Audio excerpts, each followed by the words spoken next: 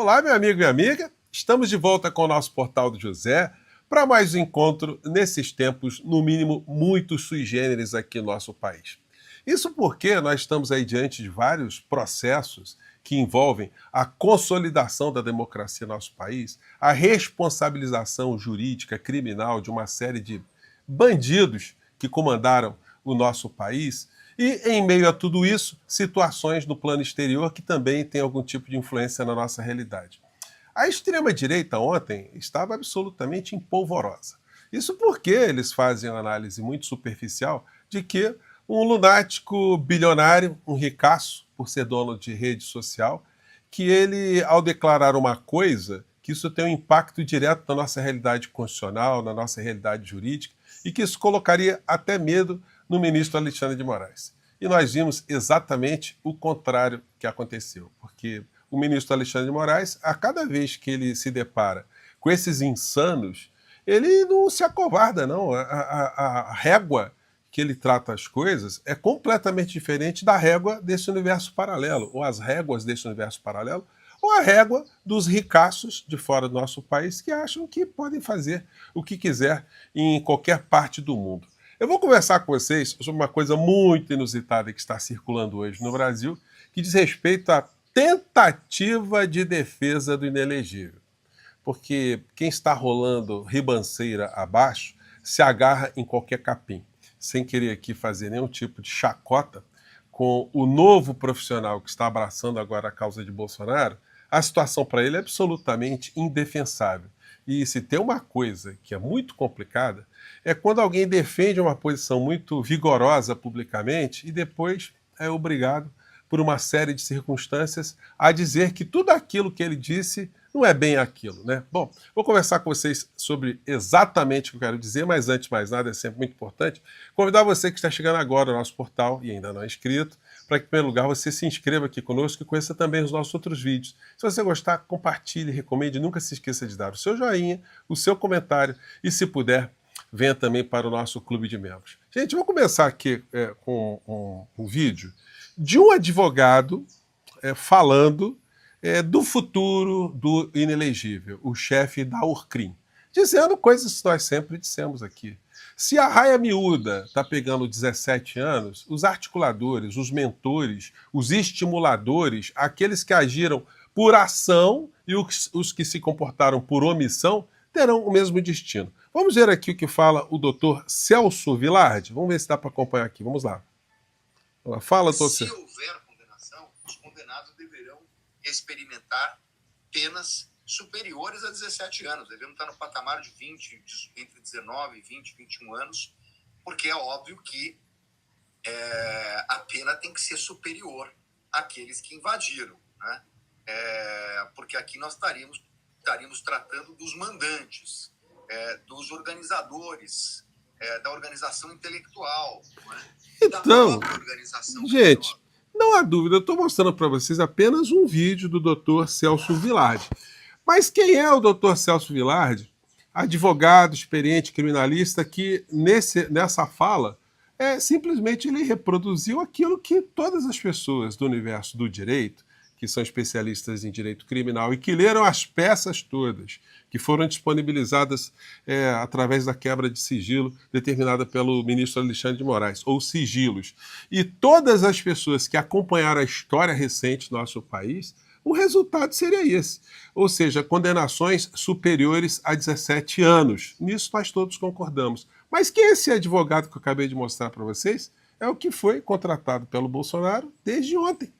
E que hoje está em sérias dificuldades para dizer, olha, não é bem assim, eu já não estou vendo tantos elementos para a responsabilização do Bolsonaro. Olha, francamente, né, já até brinquei com vocês mais cedo, né, como diria o filósofo Joel Santana, tu tá de brincation with me? Tá de brincadeira comigo? Ou tá de brincadeira com as pessoas? Obviamente que a defesa de um criminoso com tantos crimes em série, com um volume tão grande de pessoas implicadas, não tem condição nenhuma de escapar, gente.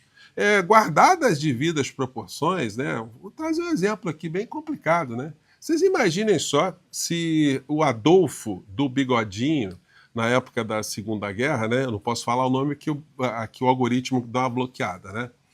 Vocês imaginem se ele fosse julgado no tribunal de Nuremberg e tivesse ali um advogado para.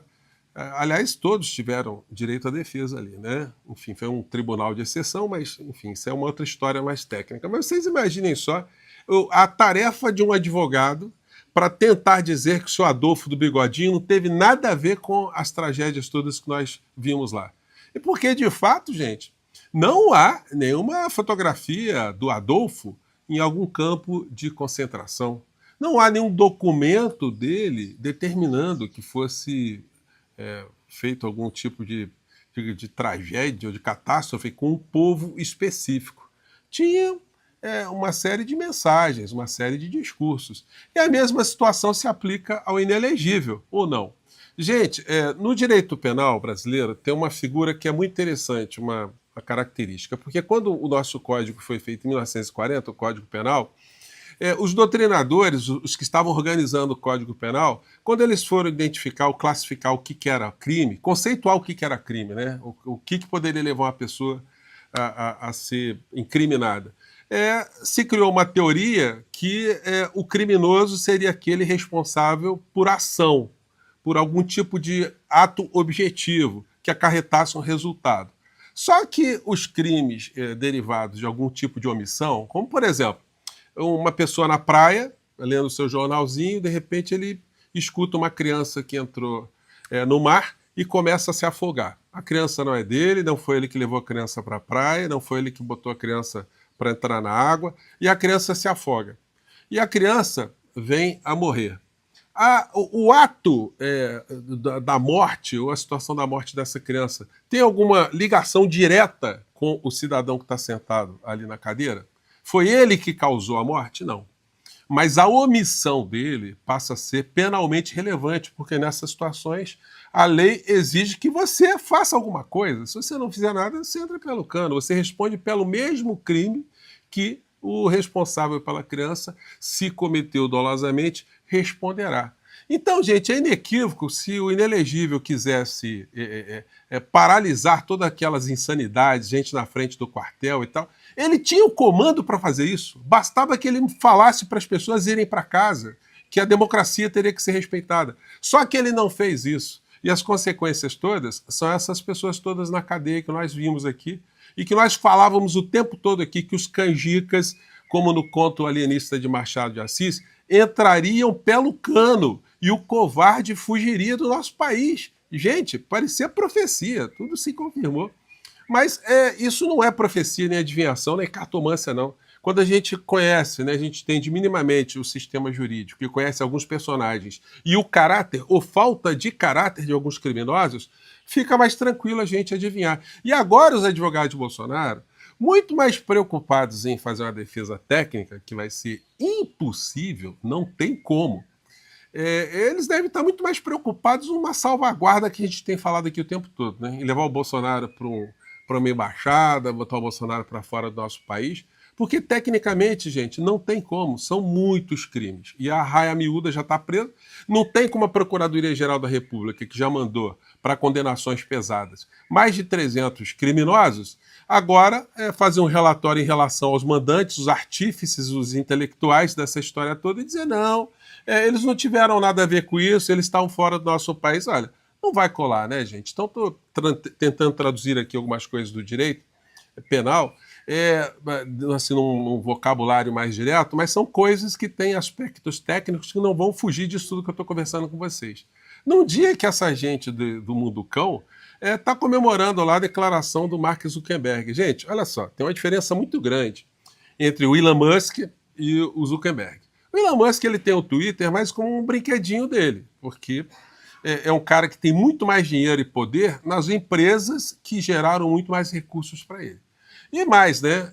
O próprio Twitter ele não comprou com o dinheiro dele, não. Ele juntou um monte de investidores, cada um tem uma cota ali, já tomaram um prejuízo muito grande desde que compraram o Twitter. O Twitter perdeu muito valor. Então, essa é uma história. O Zuckerberg, não. Ele só tem, se a gente puder usar essa expressão, né? Só as redes sociais. Se ele tomar pancada nisso, se isso for descredibilizado, se isso cair num escândalo muito grande no mundo inteiro, ele perde muito dinheiro. Então ele está a fim de enfrentar algumas situações, inclusive com essa coisa metafísica e mentirosa que existem tribunais secretos que estão criando algum tipo de obstáculo. Gente, se o tribunal é secreto, como é que um tribunal secreto emana uma ordem para ser cumprida? Então, é gente que não tem nem manejo com as coisas da vida real. É um garotão que ganhou dinheiro de uma forma muito inteligente, de uma forma muito hábil, mas daí para frente a vida é repleta de rasteiras que eles vão se dando nesse mundo empresarial aí, de compras, aquisições e de tratar países e pessoas como se fossem criaturas de um joguete que eles podem manipular para um lado e para o outro.